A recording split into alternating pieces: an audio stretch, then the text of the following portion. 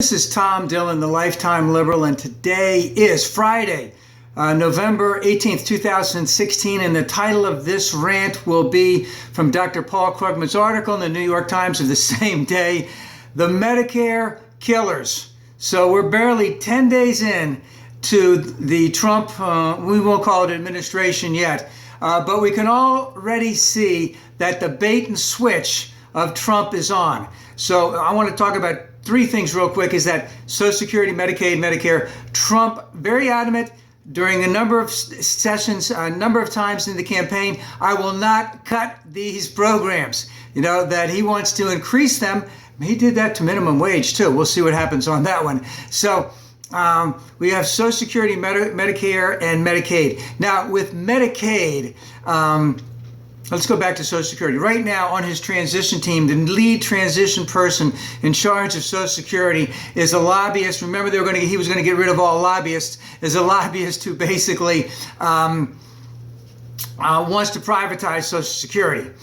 So they want to kill it. Now, they also want to kill Medicare.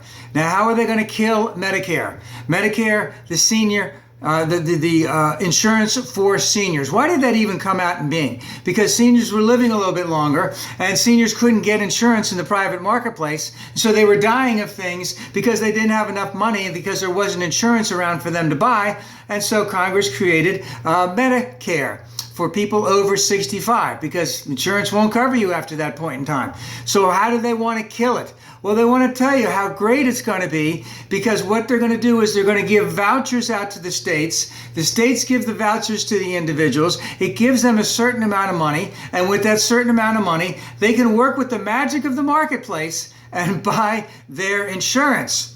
Now, the thing is, when you buy private insurance as opposed to Medicaid, you are actually buying less. And the reason for that is the overhead costs, the administrative costs are much higher for private insurance companies. And guess what? Medicare does not run a profit, whereas private companies run a profit. And we need to funnel that money back to the 1%, the owners of the insurance companies, the big CEOs there and the major shareholders of that. They're the ones that are going to get the money. So what happens is you get the vouchers, Congress cuts the funds, and then you get less money to buy. And of course, inflation goes up because there aren't as many controls in place as there are. Get to that in a moment. So what we have is a broken campaign promise from Trump. 10 days in, and he's already starting it. And we really need to pay attention to this and many, many other areas.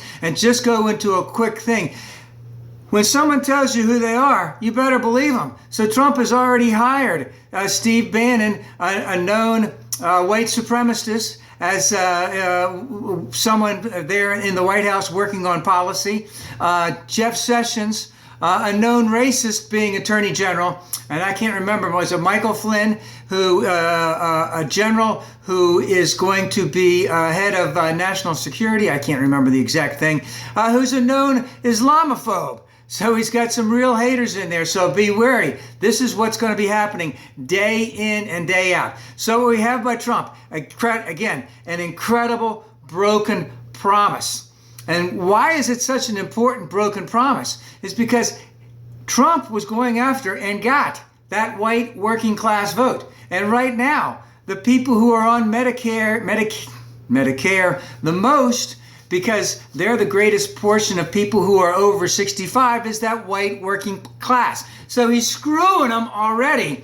You know, he's going after them. And, well, we'll see what happens. We need to be vigilant on this. All right. Now, the third thing about all of that, broken promise, white working class, is we have our famed Paul Ryan, the blue-eyed Beelzebub, who's the Speaker of the House, who could look you in the eye, talk an incredible amount of gobbledygook and gibberish, and half the people, especially the press, believe that he is some type of policy wonk.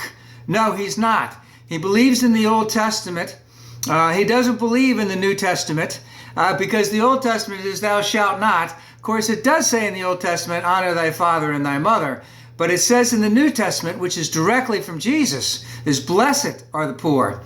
All right, he doesn't look at that. Nuh-uh, that's not what Ayn Rand believes. So the blue-eyed Beelzebub is going hog wild to kill Medicare with this voucher types of things. And remember, Medicare is so much more efficient than private insurance.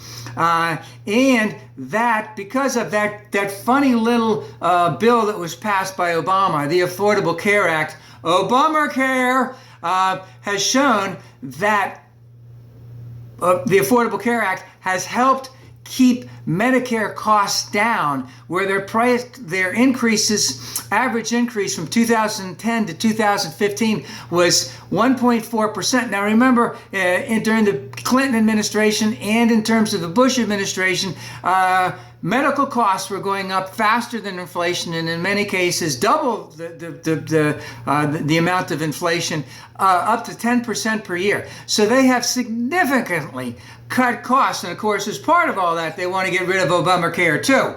So, and of course, the big thing is why is it that our friends on the Republican side throw this bait and switch at us? It's because, number one, they hate government. They do not want government to work. And how do you make government? Well, if there is something in government that's working well, which Medicare is, it's proof that government is running well and it is actually improving the lives of everyday citizens. And they can't have that. So and then, you know, when it all goes to pot, they'll just say, you see, the system doesn't work anyway, and they'll blame the Democrats for the whole thing.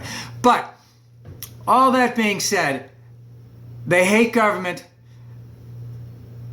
They cannot stand the fact that there is a government policy that is proof that the government can improve the lives of individuals here in the United States, and they've got to get rid of it. And the question is, how vigilant will we be? We need to be ever vigilant about all of this. And how much now that Trump is not in power, but close enough to being in power, will they actually, you know, look for the truth and all that and call him out day in and day out for the deceptions, the bait and switch, and the lies? Because remember, Trump came up there that last week of the election saying that he will never lie to us. He said, I will never lie to you. Okay? Let's see if we can have the press hold that to him.